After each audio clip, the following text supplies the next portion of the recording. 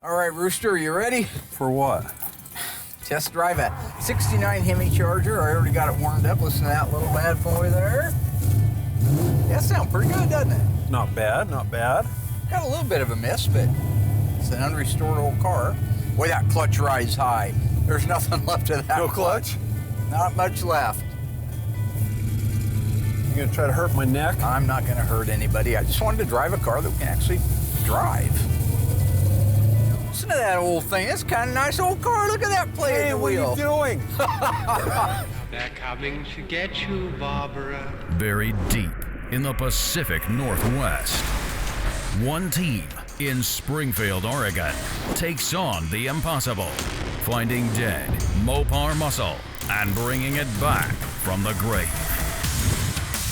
Award-winning Master of Mopar, Mark Warman, his cousin Doug, his daughter Alyssa, his best friend Royal, his painter Will, his assembly tech Justin, and the rest of the GYC ghouls are restoring, resurrecting,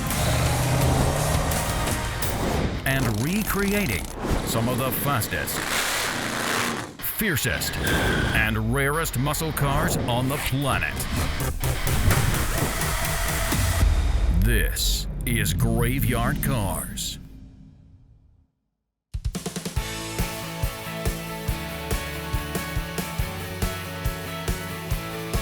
We just brought in two 1969 Dodge Charger RT 426 Hemi 4-speed cars. Two of them. We already had the third one that's in process right now.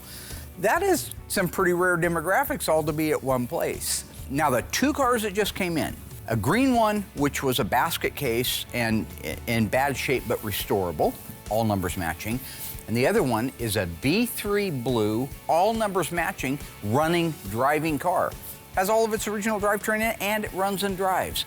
Now, we don't see that very often. In fact, we very rarely see that in an original car. They're usually in pretty bad shape. But since this one did run and drive, why wouldn't I go get Cousin Dougie and take it out for a spin?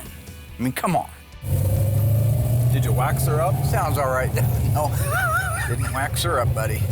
Is this a 4-speed still? It is. Couldn't get the 3-speed behind wow. a 440. What's wrong with you? Those are some touchy brakes. They're just brakes, buddy. They're power brakes. Well, let me brace. Oh my, that's a throw-out bearing there. It's fine, that one. Everybody knows that I've known Dougie my entire life. So I'm 59, Dougie's 60 years old. We've been riding around in cars together since I was 15 and he was 16. Nothing's changed. He's still a lunatic, right? He still way overreacts to everything on the road, talks insanity, so you have no idea what he's talking about or how to follow it along. You just know it means something to him. Had a green alligator skin top? Okay. Is that what you call it? No? No? No, they didn't have that. And besides that, the one constant with Dougie is he's unhinged. Generally speaking, unhinged. That old thing runs out pretty good, third gear, huh? Third gear. I love going on a road test in these old cars. It brings back a ton of memories for me. What are we gonna have for lunch today? What are we gonna have for lunch today? Yeah. A&W. A&W's been closed since 1980. Yeah, but I still like root beer floats. Mark and I spent a ton of time in our Mopars back in the day, and one thing is still the same. We love food. So, if you couldn't have A&W because they've been closed for 40 years, what would you have? Chocolate Brownie Thunder ice cream. You can't have Chocolate Brownie Thunder for lunch. Now, this is true. Dougie and I do love to eat. We always have. The difference between us is that I live here in the present, 2022, and I eat a lot more responsibly than I did when I was 15 years old. Dougie's still living in a time that may or may not have ever existed and eating food that would not be on anybody's nutritional diet guide. I'm not eating ice cream for lunch. I had it after dinner. It's called dessert. It's not a main course. Oh, look, my favorite ice cream. God.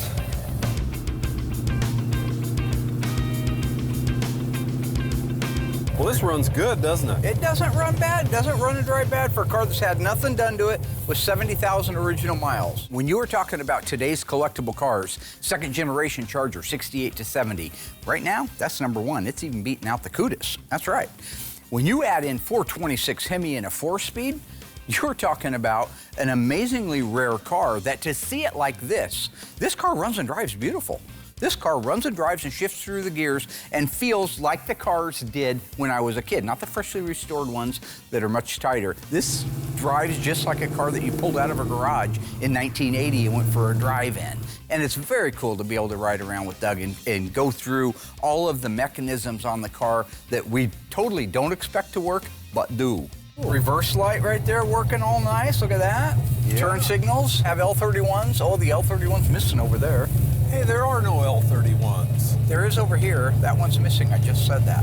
Well, I can't see it. Oh, welcome to 30 seconds ago. How can I see yours and I'm shorter than you and you can't see mine? I don't know what's wrong with Dougie. I don't know. It's cognitive stuff. I can deal with other things. Bad taste in cars, I know how to insult you. What do you do about a guy that has no idea he's in Looney Land, right? Hey, look where we're at, the Motorview Drive-In Theater. The old Motorview, yeah. Hasn't been there for a couple of decades or so. What do you think they're playing tonight? Hey, you know what's? The Motorview Drive-In isn't there, neither is the A&W that was down there. So hi, welcome to 40 years ago. I don't like it already. Yes, I know the difference between yesterday and today, but can't I still pretend? Is that a crime?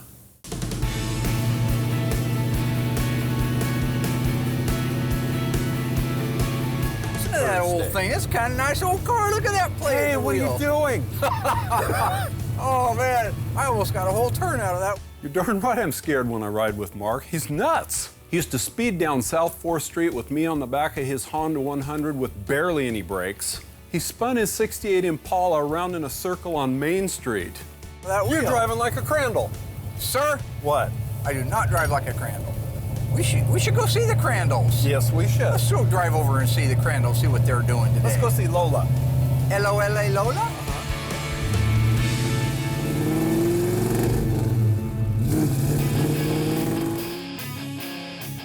This 1969 Dodge Charger RT was built with a 426 Hemi and a 4-speed manual transmission. It's only one of 207 ever built. It also happens to be the subject of this week's autopsy report.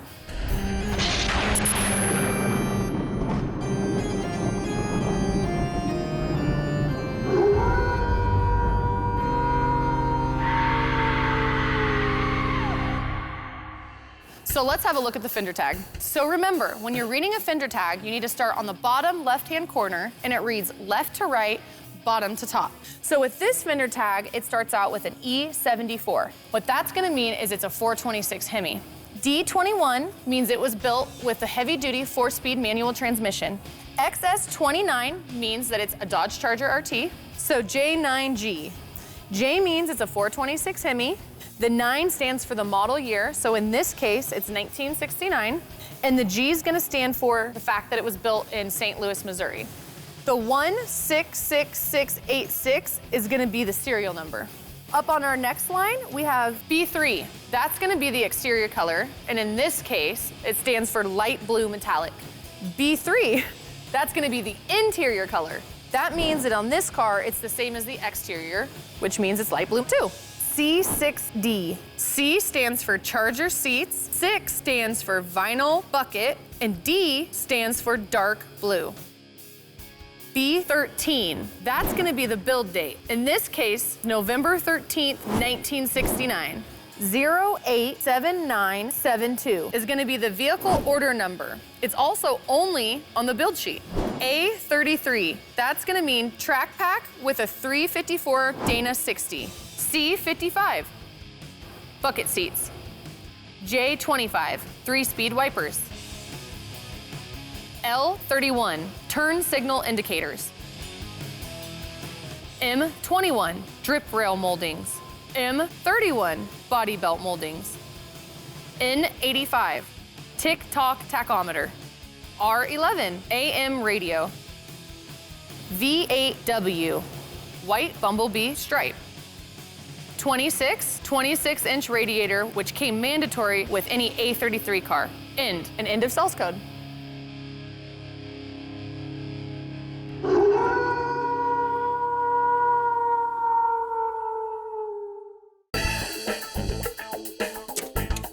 The 1969 Barracuda is the best car of its kind on the highway. for action, real sports car spirit, and style that's unsurpassed. Barracuda beats them all. Get a load of the options you can use to make your car, like an optional vinyl roof, for instance, in 4 different colors. Available this year on the Fastback, as well as the hardtop. New cast aluminum center road wheels help give sports car action. New styling features on the front end and on the rear.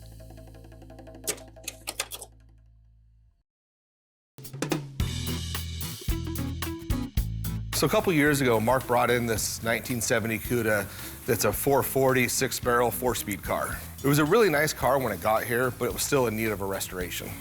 If you remember, this is the car that Mark took that 1969 Charger in to go towards the cost of the restoration.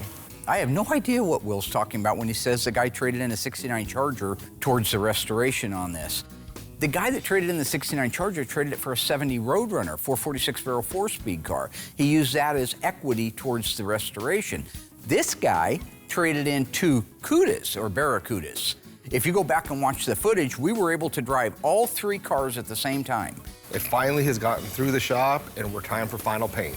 We're doing a base coat, clear coat. It's EF8 Ivy Green. I've done this color twice now since. I've done it on an E body and a B body. I prefer it on the E body, and it's different. Exciting day. We got our 1970 Cuda in here. Do you know why it's a 70? The difference between a 70 and a 71? Nope. You've been here for 10 years. I wish I was here for 10 years. So what I've been doing with Brody is throwing a lot at him in a very small window. And the 71 has those little louvers in the fenders that I don't like. Okay. 70 is my favorite. This is going FE8. It's a dark green, super metallic, super transparent. Kind of a hard color, that's why I had you spend so much extra time prepping this. Which you actually did a good job.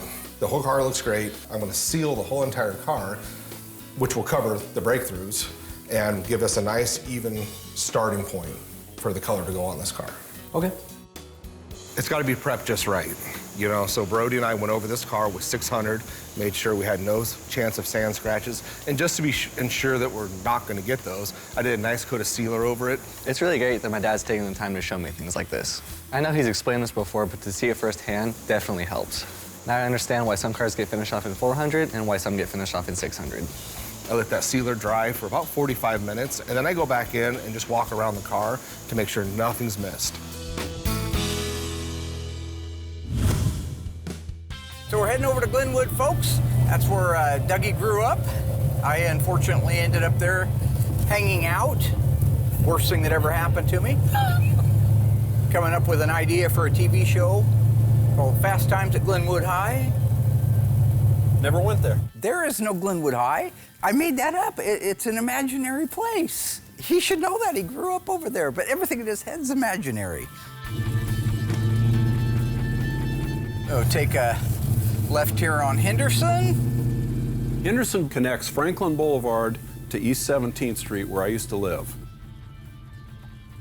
Here we are. Look at this. Boy, it's changed over here, though. A lot. Yeah. I don't even, does a train still go through here? Sure don't look like it, does it? Pretty quiet. One constant as you get older that you recognize is everything changes. It's sad. It's sad when you go back to a town and you're so used to seeing the old Eugene Drive-In, or maybe it was the A&W like Doug talked about, or the Motor View Drive-In, or the old roller skating rink. They're all gone. Huh.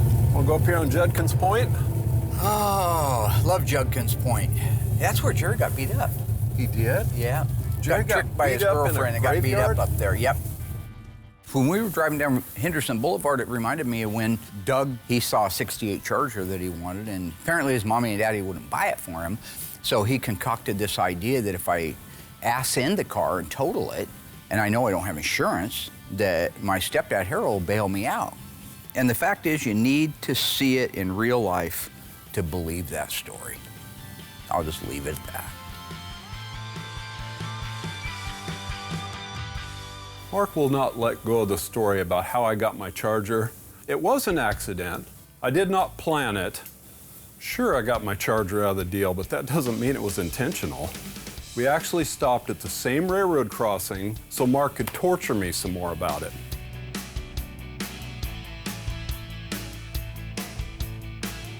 You know, like I say, not to get all reminiscent, but when Mom was sick there and I would go and visit her every day, didn't want to talk about anything current. She wanted to talk about the past. Wanted to talk about when we were kids and how I would come home and say, hey, Mom, I'm home. And it was just, she loved the times of us as a young family. I couldn't understand, why can't we talk about like something now? Like Graveyard Carz is doing really good, let's talk about that. Didn't want to, because those were the best times in her life. As I get older and as I'm exposed to that stuff, I realize the exact same thing. A lot of the stuff that we're talking about are the best times in our life. We did it, Rooster. We did it. We did it, back in time. Tour de Glenwood. Back in time. Finished. F-I-N-I-S. Finished. Oh, fini. No? No. Fini. That's French.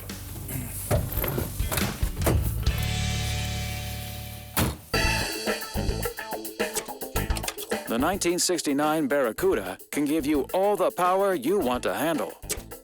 The Standard 6 has 145 horsepower to get you where you want to go. And the Standard 8 is 230 horses worth of action. And if that's not enough power for you, the Formula S is one of the packages that gives you quick acceleration, firm ride and handling, and a groovy sports car appearance.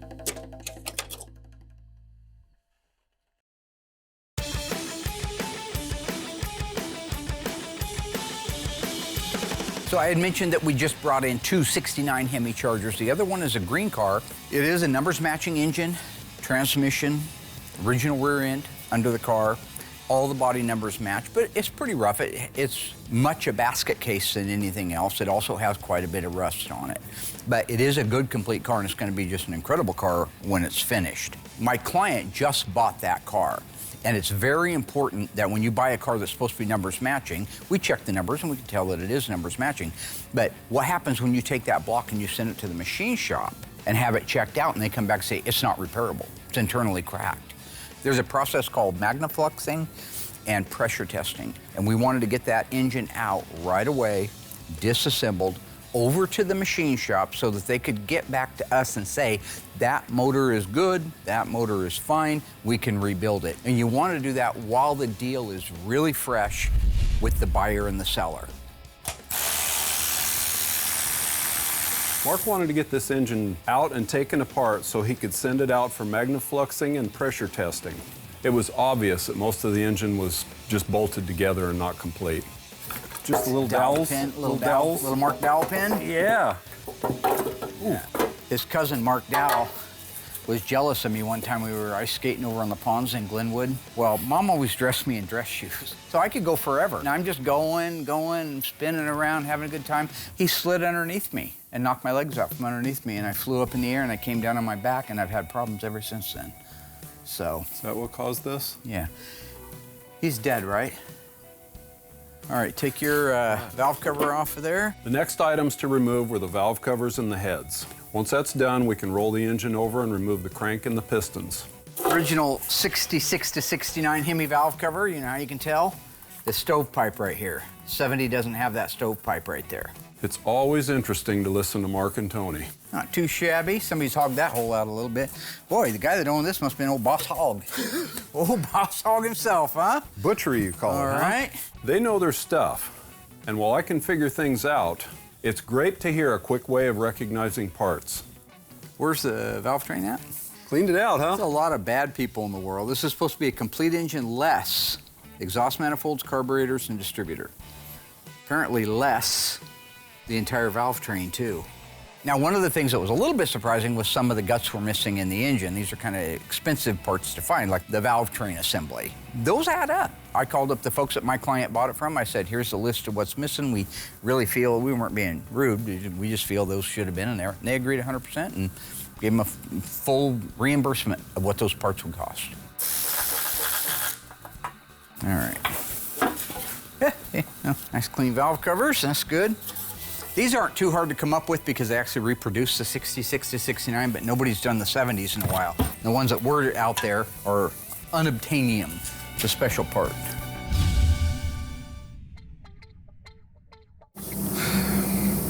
It's the worst color ever to paint. I can't emphasize that enough. As crazy as it sounds, this color's really dark and it's like 80% black, but it's transparent as and it's the only color I've sprayed my whole entire life. You can't tell if you've laid it out right or not until you clear it. Now, I've talked about this before. These little movements that Will's doing, we call it posturing, okay? He is doing a preemptive strike. Oh, this is so difficult. Oh, if this isn't right. A handful of guys in the world that can do it, you know? And at the end of the day, he's just painting a car. He's just painting a car. You don't got to make it all up to be something it isn't. Just show the guy what you're doing. Be happy with the job, and don't make it something that's not. Any other color, you can tell if it's going to be right or not before you clear it. For whatever reason, this color, no thank you. I'll let you know how I look when it's too late. You see the hat removal, the over-dramatic hat removal, all part of the drama, right? He's in character now. This is funny to me. So when it comes to this color, very transparent color, I do 5 coats of color and then 2 drop coats to make sure the metallic is laid out properly. That usually takes me 4 to 5 hours if we haven't had any problems throughout. There were no issues on this car. After I'm done with my base coat, I'll give it a couple more hours around 70 degrees, let it gas out completely. Then at that point, I'm ready to jump on it with a clear coat.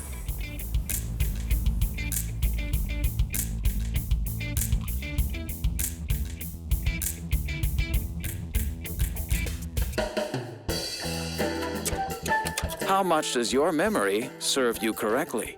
True or false? The vinyl top was not available on the Barracuda Fastback in 1969. Do you think you know the answer? Find out if you're correct after a quick word from our sponsors.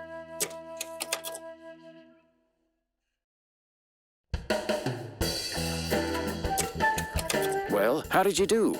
True or false? The vinyl top was not available on the Barracuda Fastback in 1969. If you guessed true, you are wrong. If you were paying attention, you would know that the vinyl top option was available on the 1969 Barracuda in 4 different colors. Pay attention next time. In addition, there are 17 body colors and 24 interior trims to choose from. You can have an AM/FM radio to keep up with all the latest sounds. And beautiful bucket seats are standard on all models.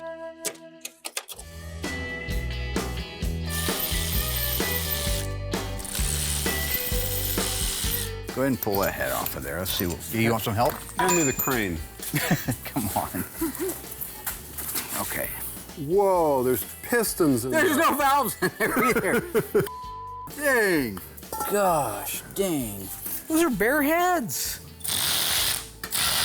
And none of these work. No reason to believe there will be any valves in this one, right? Okay. Whoa, look at that. And only some of them. After we got the heads off, we rolled the engine over and removed the pan. Everything looked good in there, so we went forward with the crank and rod removal. It's a lot easier to remove and install pistons with an extra set of hands. All you do is take the connecting rod cap off and then drive the piston out. Once you get a rhythm going, it goes along pretty quickly. You want to start driving it right there? Yeah. Beautiful. Okay. Beautiful. Gonna sneeze here pretty soon, Dougie. Oh boy, thank you for the warning. God. Yeah. Yeah. There you go, buddy. All right. The last thing we have to do is remove the crankshaft. This is a matter of removing the crankshaft main bearings one at a time, and then we can lift the crank out. Is it break time? Gonna be. Boy, that thing is really in there. Yeah. Okay, with the block completely disassembled, we'll send it out to the machine shop, wait to hear back from them. Main thing we're looking for, again, is the motor rebuildable? Will it hold water? Will it have oil pressure? Will it run under normal driving conditions? So as soon as I find out, you'll find out.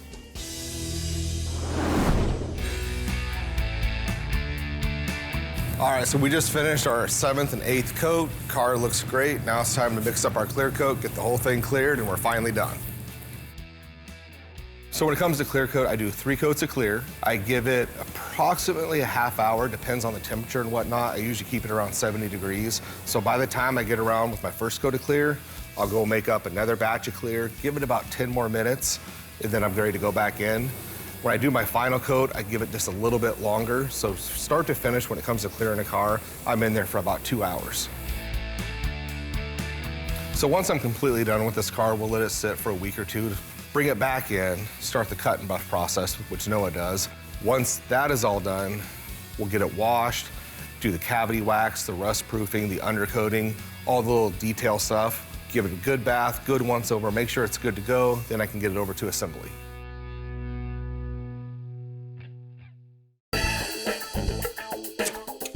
Tonight's episode of Graveyard Cars features the 1973 Challenger. But here we are using the 1972 Challenger since their features are almost exactly the same. Let's dive deeper into this brilliant performer. The 72 Challenger has a new lower deck panel. Argent silver on Challenger, black on Challenger Rally. The tail lamps have improved styling. Backup lights are brighter with better lighting direction for improved night vision and safety. The console-mounted torque flight shift has a thumb-operated shift button on the handle for easy selection of any gated position. The well-arranged Challenger instrument panel, optional on the Challenger, is in simulated wood grain. Fully instrumented and with warning lights for high beam and brakes.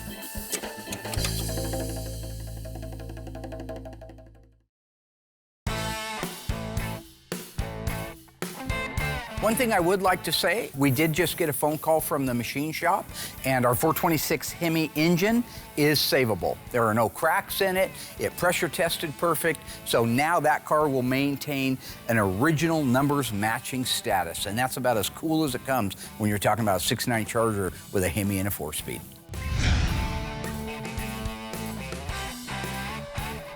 So I'm really excited for today. Tony's coming out and he's gonna work with me and show me a few things on the cars that I don't know. The first car we're gonna look at together is a 1973 Challenger Rally. It's a beautiful car.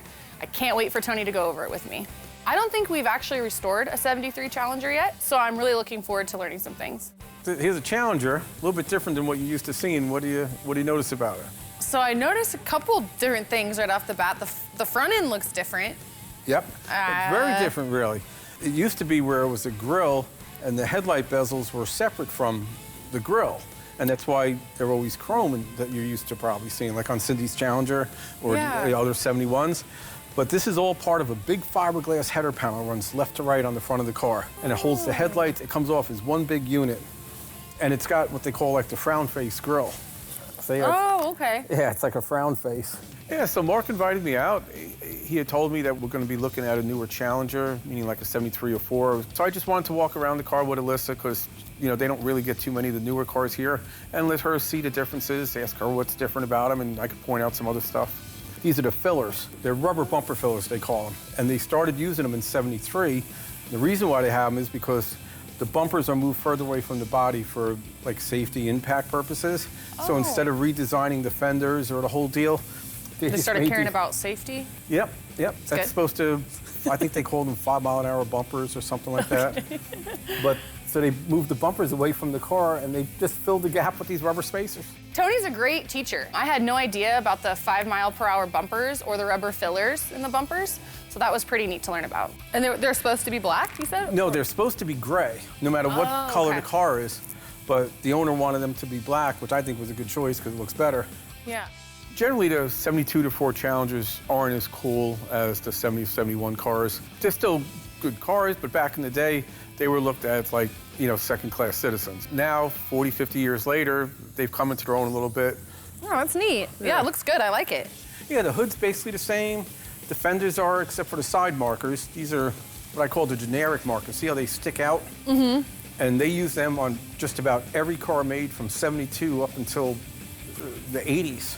Use them on trucks. One of my favorite styling cues on the 70 and 71 E-bodies are the flush side markers. My favorite is the Cuda. They're long and sleek, and the bezel's painted body color. The Challengers are also long and sleek, but they're chromed, which is also pretty cool.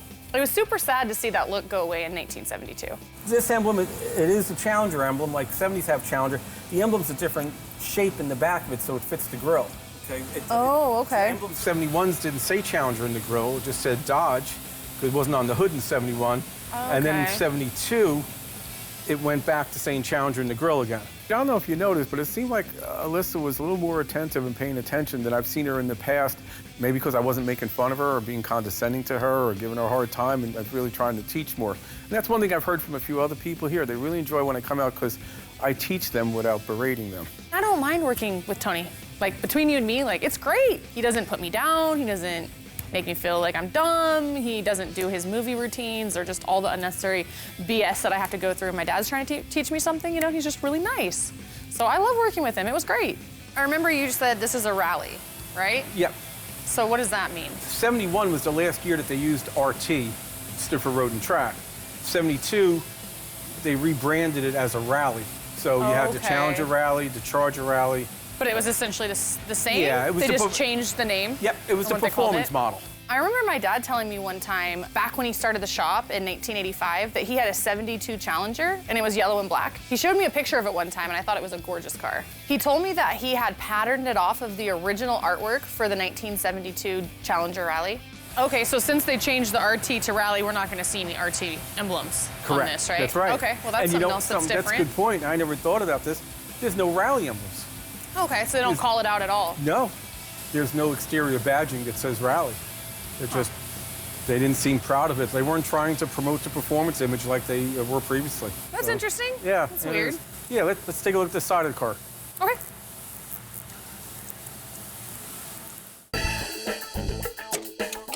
Our 72 Challenger offers 3 engine choices. The 225 cubic inch leaning tower of power slant 6, the 318 two-barrel, the standard for V8 models and the Rally, and the optional high-end performance 340 4-barrel. All engines use standard fuel, and the new electronic ignition is standard with the 340 V8. And 4 transmissions are available. The standard 3-speed manual floor-mounted, the optional column-mounted torque flight, the optional console-mounted torque flight, and the optional 4-speed manual available with the 340 V8 engine only. Okay, so this was about 1978, I think. Doug's mom had a 1969 Cadillac Coupe de Ville. Dougie was bringing it back from somewhere in Eugene, and he pulled off of Franklin Boulevard onto Henderson Avenue and was heading south. He looks up ahead to where the railroad tracks are, and there's a car, a gold car, sitting at the railroad tracks. Doug spots it, and he thinks, oh gosh, I love those taillights. And he looks a little closer. Is that a 68 Charger? That's a 68 Charger. I want that car. I need that car. But my mommy and daddy won't buy me that car. And for whatever reason, the first time in his life, they said, no, you're not going to get a Charger. Meanwhile, there's a little gal in there that prior to this was sitting there reading the Bible, drinking a nice fresh glass of milk, maybe dipping some Oreo cookies into it, waiting patiently for the train to go by. Unbeknownst to her, this maniac who decides he wants a 68 Charger, this is how he's going to get it. So he, in a twinkling of an eye, concocts a plan. I know what I'm going to do. This crap box that I'm driving has terrible brakes. Every time you hit the brakes lock up, the car pitches sideways. Now, again, this is in 1/100th of a second he thinks of this.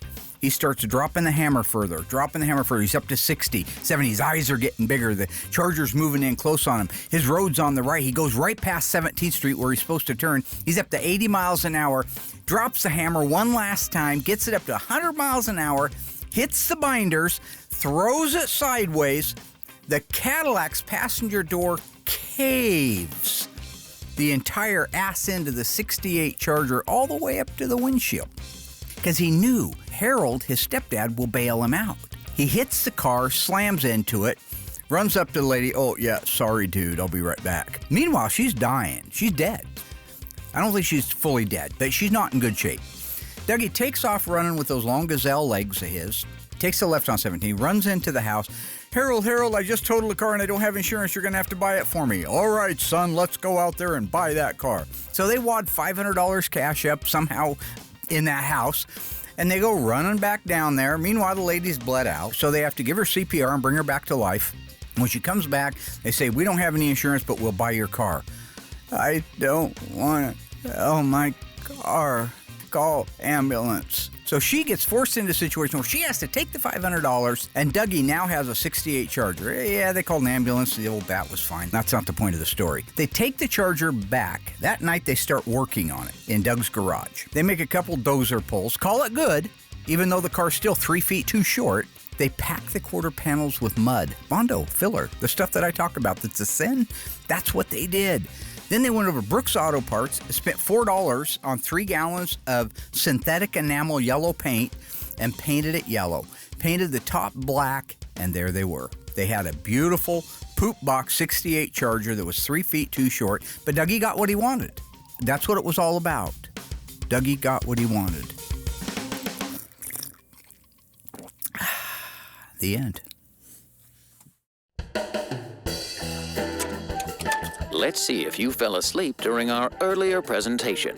Which ignition system came standard on our 1972 Challenger?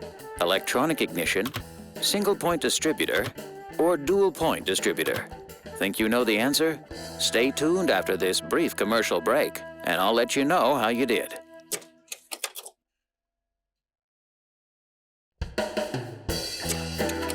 All right. How'd you do, folks? Which ignition came standard on our 1972 Challenger? If you guessed dual points, well, you're a year too late and wrong. The correct answer is electronic ignition. The last year Chrysler used a dual-point distributor was in 1971. In addition, air conditioning is but one of the options buyers demand. It's controlled by this panel at the left of the steering wheel. Plenty of knee room, shoulder room, headroom in the back, thick carpeting throughout, rear ashtrays, and of course, seat belts for rear passengers as well as front. All right, so we have a busy day here at Graveyard Carz. Tony D'Agostino, the sandwich man, is coming out from Delaware to show me his brand new reproduction 383 and 440 HP exhaust manifolds for our B and E body cars. Now this is really cool because nobody has made these, nobody's undertook this adventure to date. And I cannot wait because it's one of the biggest holes we've had in our parts supply chain is exhaust manifolds. If you recall, I had to borrow one off of Darren's car years ago. It was the only one that was around. Anyway, that's not the point. He'll be here around 3 or 4. We'll go over those. In the meantime, I'm working with Alyssa, ordering parts too. Lots to do. So Tony's supposed to be bringing out late in the afternoon the exhaust manifolds for me to check out and visit for a couple of days, all right? I was going to take that time and spend with Alyssa going over the 1973 Dodge Challenger, showing her all the intricate differences. While I'm explaining it to that guy right there, he chimes in that Tony's already here. I'm going to stop what I'm doing now, and I think Alyssa's out there, so I will go out there and get with her. Tony's out there with Never ends. What? Tony is out there with her right now, sir? Tony doesn't get here till 3 o'clock. Sir, he's already arrived. Tony's here? Yes, sir. What's real cool is there's strobe stripes that come out of these. And they look really neat. They start off solid, then they break up, sort of like the AAR stripe, but a lot finer breaks in them. Oh, that's cool. Yeah, they had them in a couple different colors, but the owner of the car wanted to go monochromatic look. So that's why he doesn't have... Kind of like the bumper filler. Exactly, he wanted yeah, to blend just in. Sleek, Yep. okay. How would he get in? I think someone gave him a building code. Don't ever give him a building code. Anything else? Yeah, the mirrors look different. I don't know what about them's different, but... You're probably used to 70s. As I go back in my mind, I remember the conversation I had last week with Tony about this. I said, hey, I'm going to spend some time with Alyssa on this 73 Challenger, and I was picking his brain on a couple things, but as we were talking, he seemed like he was picking my brain more. Well, what would you point out on that? It's there's a 73 Challenger there. Not that there's not very important. And I said, well, no, you want to talk about like the frowny grille and the fiberglass? Oh, yeah, that there, you could talk about that there. I didn't realize he was being a rat. He was trying to upstage a tray, man. Because they work on a lot of 70s here, more so than 71s even. And the 70 mirrors are a shorter base, smaller head mirror, and lower. The more I sat there, and the more I ran over our conversation from the previous week, And the more I could kind of hear him out here laughing and having fun, I snapped. Sidewinding, backstabbing, two-faced, four-flushing, sandwich-eating mother. But still on the Barracuda. See, that's one thing I wish they would have done with the new Chargers, you know? Tony D'Agostino. Challengers have. Yeah, they do, but Right. The Hi, Chargers Tony. don't know. no, they don't. Hi, Tony. Oh, hey. What's happening, Is it man? 4 o'clock in the afternoon already? Good to see you. Yeah. You No. got just a second? Hey, be right there. Let's. Yeah, okay, Dad. Mike Fain came in a little bit early. I come in, I look in the office, Mark's doing his thing, he's all busy. So I just came out here and, you know, it was all set up and I just let it happen. I don't know why he's upset at that. How you doing? I hope you had a good flight in. Yeah, it was okay. No, that's important that you had a good flight in. Oh, I knew what he was up to. I had no doubt about it. That's why I decided to call a little one-on-one time, a little mano-y-mano conversation, get to the bottom of it and prove my point.